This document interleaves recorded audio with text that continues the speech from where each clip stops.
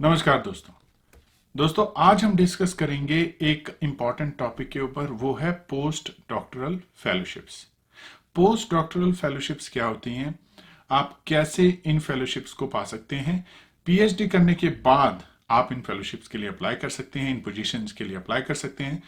तो मैं आपको डिटेल में बताऊंगा कि कौन कौन सी ऐसी चीजें हैं जो आपको ध्यान में रखनी है, कब आपको अप्लाई करना है और कैसे आप इन फेलोशिप को पा सकते हैं, यानी आप इन फेलोशिप में सक्सेसफुल हो सकते हैं। तो आइए दोस्तों डिस्कस करते हैं पोस्ट डॉक्टरल फेलोशिप्स।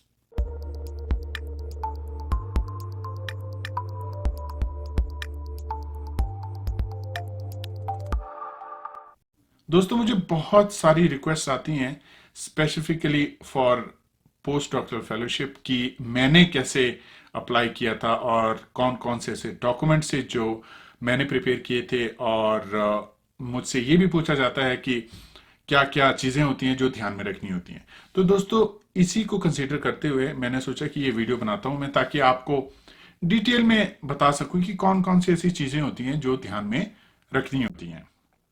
तो दोस्तों कुछ एक पॉइंट्स हैं जो मैंने यहाँ पे नोट डाउन किए हुए हैं और एक एक करके मैं आपके साथ डिस्कस करना चाहता हूँ। पहला पॉइंट है कि आपको जानना होगा पोस्ट डॉक्टरल पोजीशन क्या होती है। तो पोस्ट डॉक्टरल पोजीशन होती है जब आप पीएचडी कंप्लीट कर लेते हैं, उसके बाद अगर आपने रिसर्च ट्रेनिंग करनी है तो अलग अलग जगह में, अलग अलग देशों में, अलग अलग लैब्स में ये पोजीशंस निकलती हैं।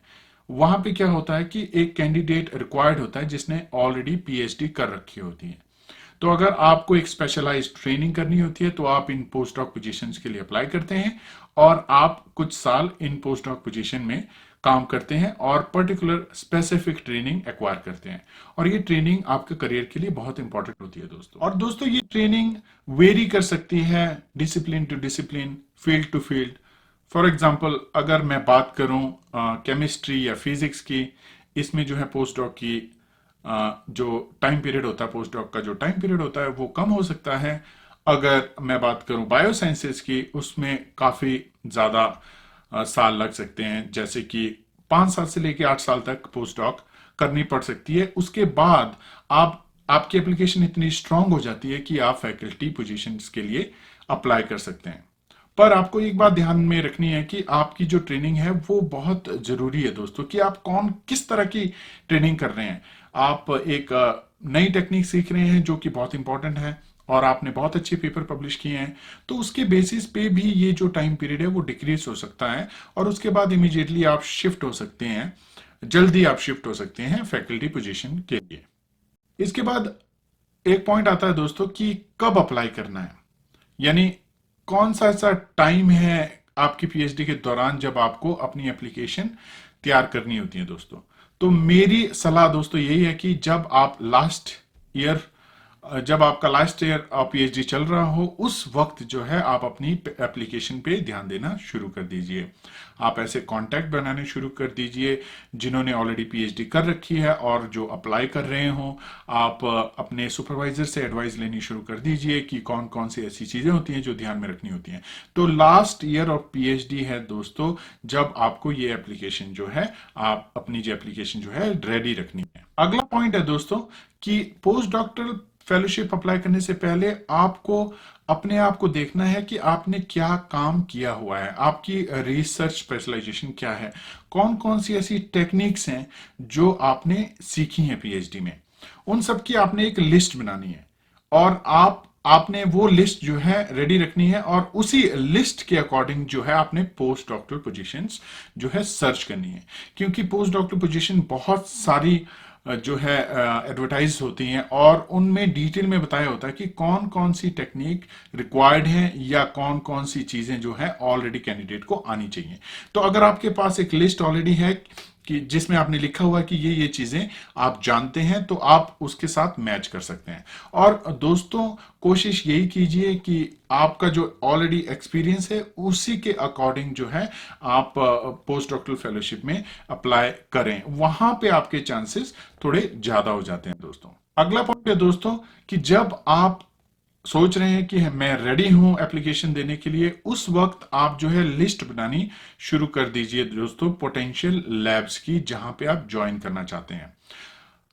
बहुत सारी लैब्स होती हैं दोस्तों, बहुत सारे देशों में बहुत सारी लैब्स होती हैं जहां पे आपके रिलेटेड, आपके रिसर्च के रिलेटेड काम हो रहा होता है। तो आपको क्या करना है दोस्तों, उन लैब्स की लिस्ट बनानी है। अगर उसमें कोई पोजीशन अवेलेबल है तो उसके लिए इमीडिएटली अप्लाई कर देना है, या आपने जो है दूसरी जो है एडवर्टाइजमेंट देखनी है जिसमें जो प्रोजेक्ट है वो आपकी स्पेशलाइजेशन के अकॉर्डिंग है। अगला पॉइंट है दोस्तों, मेक कॉन्टैक्ट्स।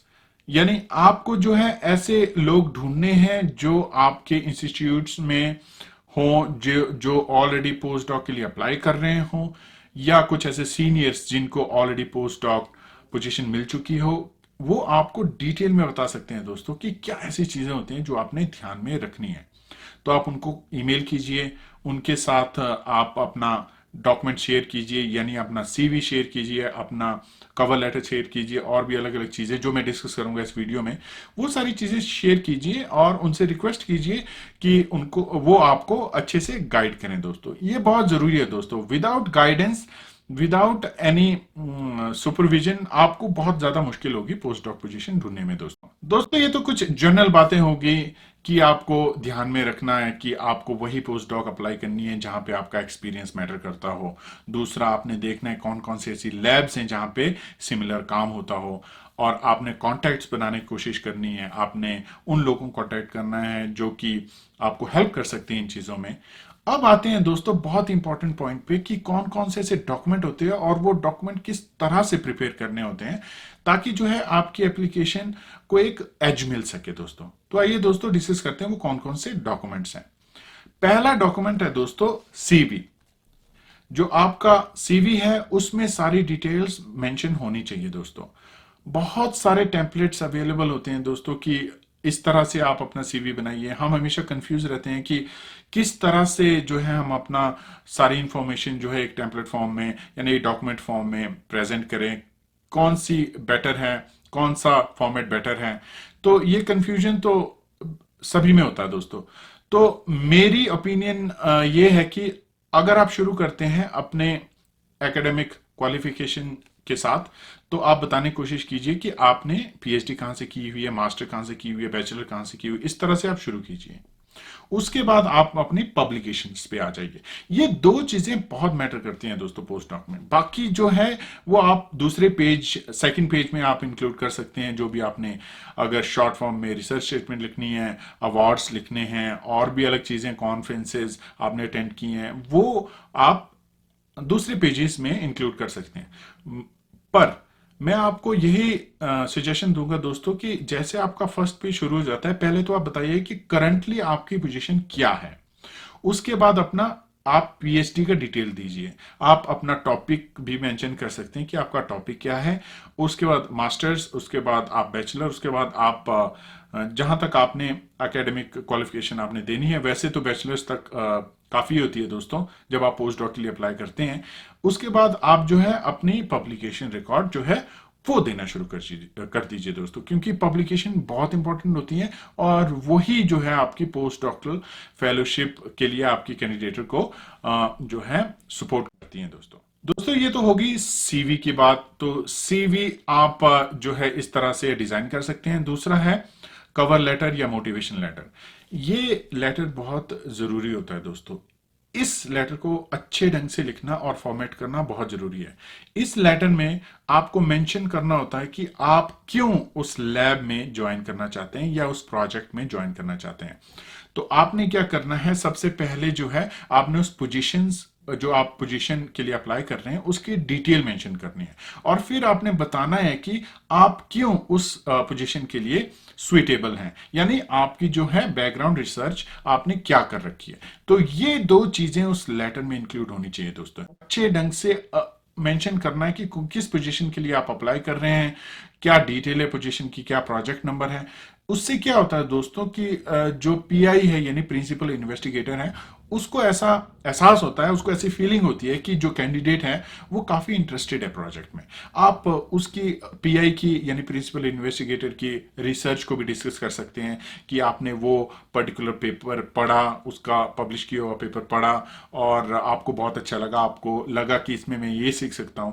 तो बेसिकली उस कवर लेटर या मोटिवेशन लेटर का पर्पस ये होता है कि दोस्तों आपने ये बताना है कि आपको उस पोजीशन के बारे में नॉलेज है और आपकी जो ट्रेनिंग है यानी पीएचडी ट्रेनिंग आपने कर रखी है वो उस पोजीशन के लिए सुइटेबल है। तो इस तरह से आप जो है इस लेटर को डिजाइन कर सकते हैं। उसके बाद एक और डॉक्यूमेंट मांगा जाता है दोस्तों जिसको रिसर्च स्टेटमेंट कहा जाता है।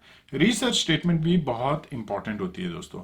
रिसर्च स्टेटमेंट में क्या आता है? रिसर्च स्टेटमेंट में आता है कि आपने पीएचडी में या मास्टर में क्या रिसर्च की है, कौन कौन से प्रोजेक्ट आपने हैंडल किए हैं, कौन कौन से पेपर आपने पब्लिश किए हैं, तो ये सारी चीजें आप मेंशन कर सकते हैं। तो बेसिकली आपको हाईलाइट करना होता है कि देखिए ये सारी चीजें मैं ऑलरेडी कर चुका हूं और ये सारी टेक्निक मैं जानता हूं, तो मैं एक जो है सुइटेबल कैंडिडेट बन जाता हूं उस पर्टिकुलर पोजीशन के लिए। तो रिसर्च स्टेटमेंट एक बहुत इंपॉर्टेंट डॉक्यूमेंट होता है दोस्तों पर्टिकुलर पोस्ट डॉक्टर फेलोशिप के लिए। तो आपको ध्यान में रखना है कि आप रिसर्च स्टेटमेंट अपनी बहुत ही केयरफुली लिखें और ये जो है ये चेंज नहीं होगी उतनी, तो आप जो है यही रिसर्च स्टेटमेंट जो है अलग पोस्ट डॉक्टरल पोजीशन के लिए भी अप्लाई कर सकते हैं। पर दोस्तों मैं रेकमेंड करूंगा कि आप रिसर्च स्टेटमेंट जो है चेंज करें पोजीशन बाय पोजीशन, बिकॉज अगर आप एक पर्टिकुलर प्रोजेक्ट में अप्लाई कर रहे हैं उसकी रिसर्च स्टेटमेंट जो है थोड़ी अलग हो सकती है दोस्तों, क्योंकि आप जो है उस तरह से डिजाइन करेंगे अपनी अपनी टेक्निक्स, उस तरह से उन टेक्निक के बारे में मेंशन करेंगे जो उस प्रोजेक्ट के लिए सुइटेबल होंगी। तो मेरी सलाह यही है दोस्तों कि अपनी रिसर्च स्टेटमेंट जो है उस प्रोजेक्ट के लिए स्पेसिफिकली अलग से डिजाइन करें जिसके लिए आप अप्लाई कर रहे हैं। तो दोस्तों ये थी कुछ बातें जो मैं आपके साथ शेयर करना चाहता था। ये डॉक्यूमेंट्स हैं जो आपको प्रिपेयर करने हैं जब आप पोस्ट डॉक्टरल पोजीशन के लिए अप्लाई करें। साथ ही साथ दोस्तों आपको ये ध्यान में रखना है कि जब आप ये डॉक्यूमेंट प्रिपेयर कर लेते हैं तो आपको इनको रिव्यू करना है, आपको अच्छे ढंग से इनको चेक करना है, इसमें कोई एरर नहीं होनी चाहिए, कोई ग्रामेटिकल मिस्टेक नहीं होनी चाहिए। ये सारी छोटी छोटी बातें जो हैं ये बहुत बड़ा इंपैक्ट डालती हैं दोस्तों एप्लीकेशन के ऊपर। तो आपको अच्छे ढंग से रिव्यू करना है। हो सके तो आप अपने दोस्त की मदद ले सकते हैं, अपने गाइड की मदद ले सकते हैं। तो आप जो है एक पूरा पैकेज जो है प्रिपेयर कर सकते हैं और वो पैकेज आप अपने दोस्तों को रिव्यू करने के लिए दे सकते हैं। उसमें जो है हर एक जो है आपको कमेंट देगा और आप उन कमेंट्स को इनकॉर्पोरेट कर सकते हैं अपनी एप्लीकेशन में। तो ये जरूरी है दोस्तों कि आप उसको क्रिटिकली रिव्यू करें और आपकी एप्लीकेशन जो है उसमें कम से कम जो है दोस्तों एरर हो। तो जब दोस्तों आपके पास ये सारे डॉक्यूमेंट्स रेडी होंगे तो आप प्रिपेयर्ड होंगे, फुल्ली प्रिपेयर्ड होंगे अपनी एप्लीकेशन सबमिट करने के लिए। तो आप ऑनलाइन जा सकते हैं, उस पर्टिकुलर वेबसाइट पे आप जाइए, उसमें सारी इंस्ट्रक्शंस दी होती हैं कि आपने कौन कौन से डॉक्यूमेंट्स कैसे कैसे अपलोड करने हैं। तो ये सारे डॉक्यूमेंट्स आप अपलोड कीजिए, सारी इंफॉर्मेशन आप प्रोवाइड कीजिए और आप अपनी एप्लीकेशन सबमिट कर दीजिए। उसके बाद दोस्तों एक इंपॉर्टेंट पॉइंट है कि आप जब सबमिट कर देते हैं एप्लीकेशन तो उसके बारे में कुछ टाइम के लिए आप भूल जाइए, आप उसी को माइंड में ना रखें। आप क्या करें, दूसरी एप्लीकेशन के बारे में सोचना शुरू कर दीजिए और उसको उसके अकॉर्डिंग जो है अपनी एप्लीकेशन, अपने डॉक्यूमेंट जो है फॉर्मेट करना शुरू कर दीजिए। उसके बारे में आप भूल जाइए। अगर आपको रिस्पॉन्स आता है वेल एंड गुड, नहीं आता है तो आप अगले स्टेप के ऊपर यानी अगली पोस्ट डॉक्टरल पोजीशन के लिए जो है अप्लाई करना आप शुरू कर दीजिए, क्योंकि आपको मल्टीपल जगह अप्लाई करना होता है। फिर आपको मल्टीपल जगह से रिस्पॉन्स आएगा तो आप चूज कर सकते हैं कि आपके लिए बेस्ट पोजीशन कौन सी है, अगर आपको बहुत सारी जगह से ऑफर लेटर आ जाता है। तो दोस्तों ये स्टेप है जब आप अप्लाई करते हैं। तो अप्लाई करने के बाद भी बहुत सारी चीजें होती हैं, वो हम अलग वीडियो में डिस्कस करेंगे। तो इस वीडियो में ये जो मेन मैसेज था ये था कि आपको जो है अपने डॉक्यूमेंट जो है बहुत ध्यान से प्रिपेयर करने हैं।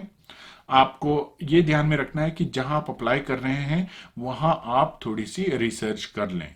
जस्ट रैंडमली बगैर सोचे समझे हर जगह अप्लाई ना करें, वहीं अप्लाई करें जहां पे आपकी जो है पीएचडी का एक्सपीरियंस काउंट होता हो। दोस्तों एक बात ध्यान में रखिए दोस्तों, जब भी आप पोस्ट डॉक्टरल पोजीशन के लिए अप्लाई करते हैं तो प्रिंसिपल इन्वेस्टिगेटर की जो है ये एक्सपेक्टेशन होती है कि अगर मैं किसी कैंडिडेट को लूंगा तो उसके पास ऑलरेडी जो है बहुत सारी ट्रेनिंग्स, यानी उसको बहुत सारी टेक्निक्स आनी चाहिए।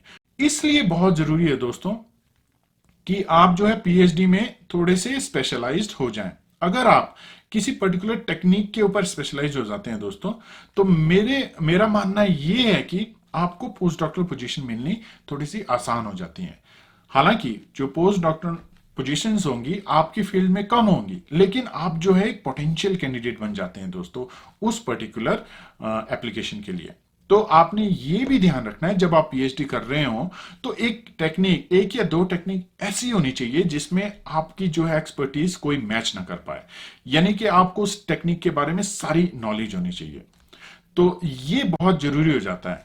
तो आप जो है जब पोस्ट डॉक्टर पोजीशन के लिए अप्लाई करेंगे, कहीं पे ये टेक्निक पूछी गई होगी कि इसका एक्सपीरियंस चाहिए, तो आप इमीडिएटली बोल सकते हैं कि इस टेक्निक में मेरा इतना सारा एक्सपीरियंस है। और जो एक्सपीरियंस दोस्तों सिर्फ डॉक्यूमेंट पे लिखने से नहीं होता है कि आपने लिख दिया कि 4 साल का एक्सपीरियंस है, 5 साल का एक्सपीरियंस है, तो ये चीज नहीं काउंट होती उतनी दोस्तों। काउंट होती है पब्लिकेशंस। तो आपको बताना होता है कि मैंने जो है ये प्रोजेक्ट लिया था और इसमें मेरी इतनी पब्लिकेशन आई है और ये देखिए ये रिजल्ट्स हैं। तो वहां से जो है कोई चीज बताने की रह नहीं जाती है दोस्तों, कि क्लियरली ये हो जाता है कि इस जो कैंडिडेट को इस टेक्निक का एक्सपीरियंस है, और वो देख सकते हैं जो पीआई हैं, प्रिंसिपल इन्वेस्टिगेटर है, वो देख सकते हैं कि आपने क्या काम किया है और आपका प्रोजेक्ट किस पर्टिकुलर फील्ड पे था और किस पर्टिकुलर एरिया में आपने काम किया है। तो दोस्तों ये चीजें ध्यान रखनी बहुत जरूरी होती हैं दोस्तों। तो उम्मीद है दोस्तों ये वीडियो आपको हेल्प करेगा अपनी एप्लीकेशन फॉर्मेट करने के लिए। अगर आपको मेरी सजेशन चाहिए तो आप जो है मुझे ईमेल के थ्रू कांटेक्ट कर सकते हैं। मैं आपकी डॉक्यूमेंट रिव्यू करने में आपकी हेल्प करूंगा। मैं आपको अपनी तरफ से जितने सजेशन हो सकते हैं वो आपको दूंगा। मुझे बहुत सारी ईमेल्स आती हैं दोस्तों और उनमें बहुत सारी प्रॉब्लम्स होती हैं, तो एक एक चीज को बताना बहुत मुश्किल होता है, इसलिए मैंने ये वीडियो बनाया। आप इस वीडियो को देखने के बाद जो है अपनी एप्लीकेशन फॉर्मेट कीजिए, उसके बाद आप मुझे सबमिट कीजिए। मैं आपकी एप्लीकेशन को देखूंगा, रिव्यू करूंगा और अपने सजेशंस आपको जरूर दूंगा दोस्तों। तो दोस्तों उम्मीद है आपकी एप्लीकेशन सक्सेसफुल होगी और आपको अपनी ड्रीम लैब मिलेगी जहां पे आप अपनी ड्रीम रिसर्च कर सकते हैं दोस्तों। तो ये था आज का वीडियो और हम मिलेंगे अगले वीडियो में। तब तक के लिए नमस्कार दोस्तों।